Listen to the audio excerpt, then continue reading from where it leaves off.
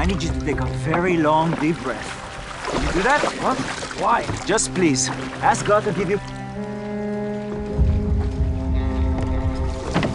At the time, the ruling power in the world was the Roman Empire. They have conquered and taken control of a lot of different peoples and lands, cultures, and religions. 4 convicted revolutionaries. Jewish zealots, darling.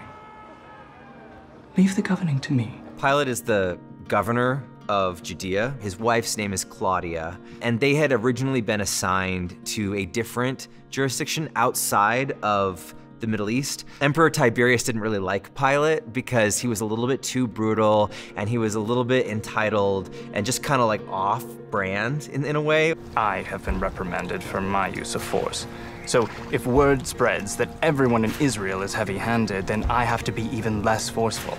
And so as a punishment, he assigned him Judea because nobody wanted that crazy backwater town with those people and their one god and all this stuff. No, but it was a bit of a kick. They say this is a backwater, you know. Punishment, even. I guess we're sharing the same cell, then.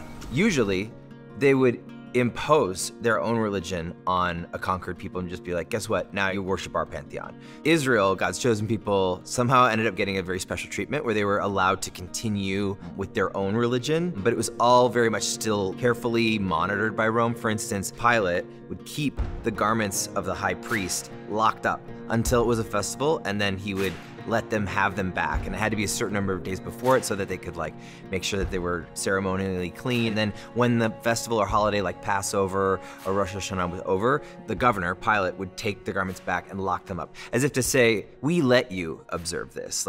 This is on our terms. Ask of me anything you wish for, and I will give it to you. Herod's not really a king. He's just what's called a client king. King in name only. The actual power is Rome. They let him serve as a king of the Jews, but he didn't really have that much power. Some, but not as much as the actual emperor. He's one of us, and he's unlawful. I am not afraid of him. He may not be as bad as his father, but he is still bad. Herod the Great was his father. That was the guy who had all of the babies killed when the wise men came and said, a king of the Jews has been born in Bethlehem. He's like, well, then we gotta wipe out anyone under 2. And then his son, Herod Antipas, is the current client king of Galilee. Herodias is Herod Antipas's current wife. Herodias had been married to Herod Antipas's brother, Philip, and then she ended up marrying Herod Antipas, and John the Baptist viewed that as a kind of incest. I'm gonna march straight into his court, and I'm gonna tell him to his face. You do know how that's going to end, don't you? Herod Antipas put John the Baptist in prison to just get him out of the way, but Herodias, that wasn't enough for her. 2 of his followers are former disciples of the late blasphemer John the Baptizer. Late? The American two-party system will not help you understand this at all. You might better look at just the vast array of denominations and every splinter in between. There's a lot of traditions within Judaism, but the key players are Sadducees, which are an aristocratic class, extremely wealthy religious Jews who probably have bought their way into the Sanhedrin, which is a governing body much like the Senate. The Sadducees' wealth and social status make your interpretation all too convenient. Your class is so comfortable in this life. Why should you worry about the next one? The Sadducees do not believe in an afterlife. They only believe in the first 5 books of the Bible. It's kind of convenient for the Sadducees not to believe in an afterlife because they have such a comfortable life in the present. Next to them, you have the Pharisees, which are also part of the Sanhedrin. The Pharisees' hyper-literal reading of the prophet Daniel is both dangerous and distracting. They are more traditional, meaning they believe in all of the books of what we now call the Old Testament, but they also placed a lot of emphasis on extra-biblical tradition. They came up with their own ideas about really, really strict rules of how we observe things, how we do things, and in the show we've had to differentiate from time to time. This is what's in Torah, and then this is rabbinic teachings. You're not supposed to make healing concoctions on Shabbat. Your obsession with what is clean and unclean goes farther than God intended. People think scribes are the people who just wrote stuff down. I know what scribes are. It's not necessarily true. The scribes are lawyers. We also call them lawyers. That doesn't mean they would help you sue someone. They were lawyers in the sense that they interpreted the law and work with the Sanhedrin to make sure everything was legally sort of intact. And then of course the 4th philosophy, very fringe, the Zealots, off in their own weird extremist holes, making plans to murder people, not just Romans, but also Jewish officials whom they felt were too cozy with Rome. Rabbi Szammai, we came looking for someone who would care that a false prophet is deceiving our people. If that was your intent, you have succeeded. So Szammai is a Pharisee. He's a member of the Sanhedrin, which means he's a part of this governing body that makes decisions about temple life and culture. Szammai really wants to stick to the very traditional interpretation of the text. During the Feast of Tabernacle, Shammai's daughter gave birth to a son, Shmuel.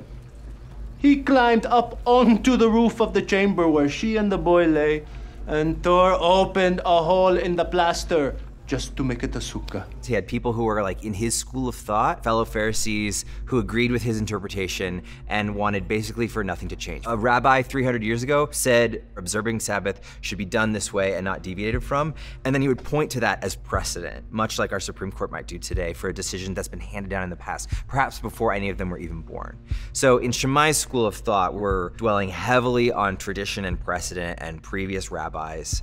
The house of Hillel will fall, and the house of Shammai will rise. Hillel represents the opposite spectrum of Shammai. Hillel wanted to reform the traditions that had bubbled up and become conflated with Torah. Hillel wanted to make changes. He was like, some of this stuff is really hard on our people. We need to make reforms. And when someone like Jesus comes along, Hillel and his school of thought were more open to progressing things beyond the way they just always had been done. Whereas the school of Shammai was like, no, we're never changing. They both are committed to Torah equally, only Shammai is more literal, while Hillel focuses on the broader principle. The role of the high priest was to be an intercessor between the people and God. The high priest was the only person in all of Israel who on the Day of Atonement could enter the Holy of Holies, where the presence of God dwells. The highest religious figure in the religious order of Judaism. Caiaphas is the current serving high priest of Israel. He is the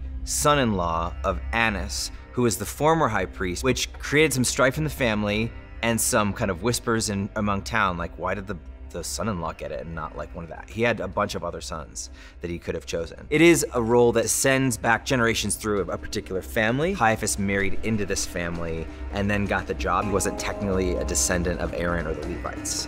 Kind of shady. This meeting is adjourned. Caiaphas, this report is bloated and skewed with a biased agenda. I said we're finished here, Shimon.